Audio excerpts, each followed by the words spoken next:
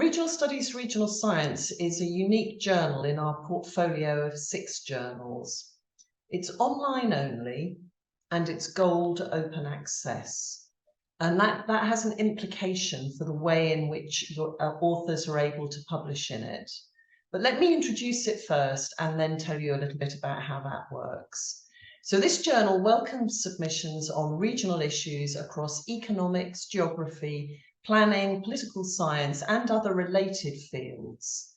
It also has a section for early career papers. It accepts short papers and long papers, as well as regional graphics and 3D modelling. It's quite a flexible journal. Our peer review process on this journal is streamlined, and so the peer review process is quick for turnarounds, and that can be very useful for you if you're early in your career or you have a piece of work that has policy relevance and that you want to put out to market quickly. Next slide. So a few facts about the journal. The journal now has a formal impact factor. The impact factor is 1.9. It has an impressive site score of 3.3. In 2023, the downloads were already at 214,000, and that dates back to June. So those download figures will be continually updating. In 2022, the total number of publications, articles published were 59. The journal is also ranked in the Australian Business Deans Council list, and it's ranked as an A, and it has rankings in Scopus, with RSA, with REPEC, and so on. Next slide, please.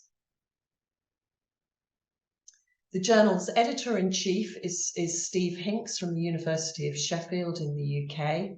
It has a newly appointed deputy editor-in-chief, Pedro Amaral, who's based in Brazil. Has a team of editors, including a digital and regional graphics editor, Jacob MacDonald, who is new to the team, and Andrew Beer, who's Executive Dean of the University of South Australia Business School, who acts as the commissioning editor. The journal has several sections, and I'm going to talk in a moment about the early careers paper editors. It has a number of associate editors, and these form the refereeing panel for the journal. Next slide. So RSRS allows for a range of article types, including over-length research articles up to 8,000 words, but also shorter papers of around 5,000 words. It has a very popular regional graphics section, which would be largely a graphic with maybe a paragraph of text explaining it.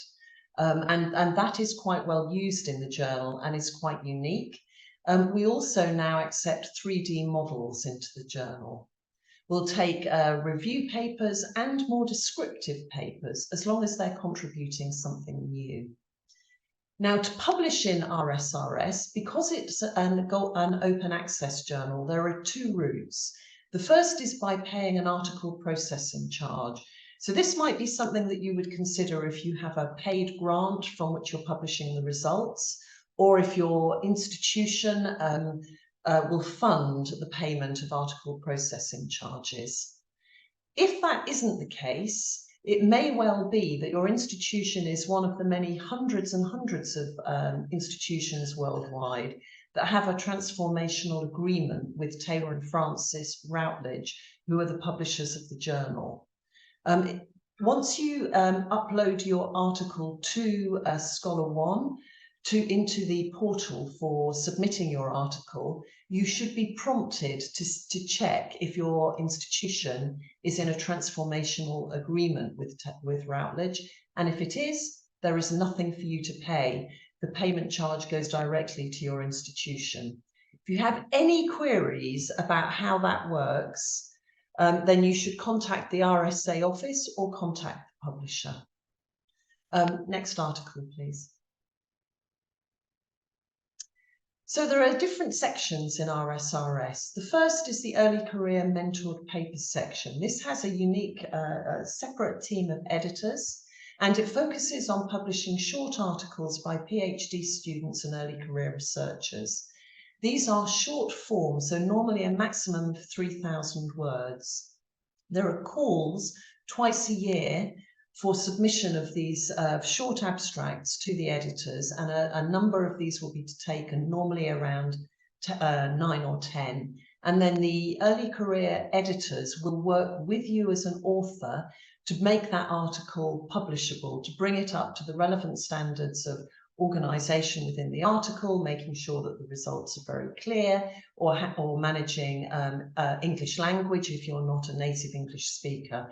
It's an amazing way to get into the journal if you're a student or very early career researcher.